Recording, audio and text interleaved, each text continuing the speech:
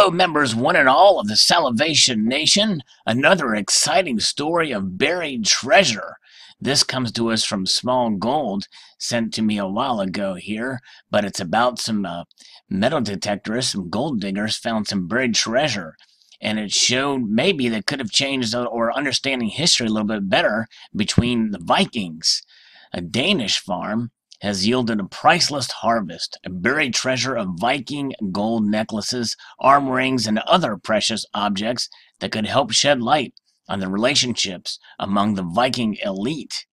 Metal detector enthusiasts and archaeologists have uncovered roughly 3 pounds of gold from this particular field. Among all of it discovered in the last 18 months, the cache known as the Fastead hoard is the second largest known haul of Viking gold and the biggest in Denmark. And here we have a piece here, nice intricate piece here, very interesting, wild.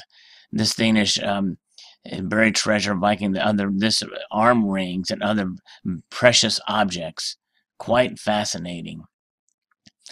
The find shows that the king who originally owned the hoard was filthy rich, says curators Lars Grundvad and Denmark's Sonderkov Museum, who is studying the hoard.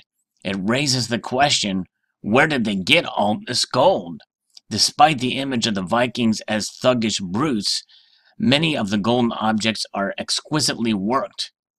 There are bracelets made of gold strands twisted together, gold and crystal pendants, and a unique brooch from which the delicate gold chains dangle. And we saw that there in the other picture. There are also silver bracelets, gold beads, and fragments of golden jewelry hacked into bits to serve as currency. And it's the answer to the question is, where did they get all this gold? Is the Vikings, they interacted with a lot of different people, both in conquest and trade.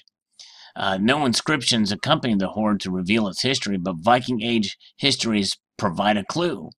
Kings evidently showered sumptuous gifts to local chiefs to build alliances. The style of some of the jewelry connects to the dynasty of Viking King Harald Bluetooth. Yeah, I wonder if it's the same Bluetooth we're thinking of, how to connect your phone and devices here.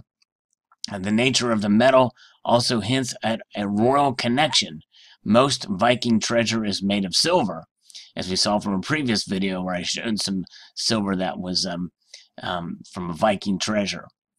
As a far more expensive material, gold shows status, Grundvad says. And here, look at this brooch here, or this piece. Very nice. This particular the style of jewelry connects it to the Viking King Harald Bluetooth. But who was a recipient of such a lavish gift? One possibility is the family of a high-ranking loyal chief named Ravnung Tu, which translates loosely to Raven Youth. Near the hoard's brutal burial site stand ceremonial stones inscribed with Ravnung Tu's name, signifying his wealth and stature. The treasure was buried no later than 970 AD, according to dates on coins found in the hoard.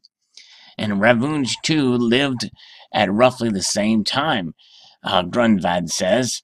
Perhaps he hid his gold underground for safekeeping, but it's also possible he was driven by fear. A burial date of 970 is near the time that German forces invaded Denmark from the south, laying waste to the border wall and an important town. The hoard tells us quite a lot about the very, very early years of Denmark as a nation. Grundvad says studying the treasure will help reveal how Viking rulers bought loyalty and control, a process central to the founding of the Danish state. Look at this piece. Wow. 3 pounds of gold were found there. Look how intricate that is. One makes you wonder if maybe they made contact with another group that I mentioned in a previous video, but I kind of doubt it.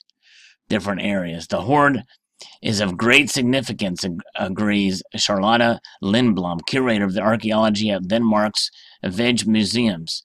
The level of craftsmanship is extraordinary, as is the value of the gold, she says, adding that she agrees that the treasure was probably bestowed to cement a political tie. A necklace and pendants from the hoard were found more than a century ago, but searches from then came up empty. One group of metal detector users surveyed the field and told Grunwald there was just a dead spot. Then in early 2016, a second group of metal detector enthusiasts called Team Rainbow Powered took a look. Within 10 minutes, they literally struck gold, and the field was continued to produce new pieces of loot ever since. When we found the first bracelet, we felt we had found gold in the end of the rainbow. Team Rainbow Power member Marie Agard Larson said after discovering the first few pieces of the hoard, but when the more bracelets appeared, it became almost unreal. And who knows, it could have had contact with various nomadic tribes, as was mentioned in a prior video. The intricacy of these makes me wonder. Who knows? It's anybody's guess, but quite interesting for sure. Beautiful pieces and quite a treasure to find 3 pounds of gold of such historical significance to help us understand better the connection between the upper echelon of the Viking community at the time. So post your thoughts about this latest find. Quite interesting.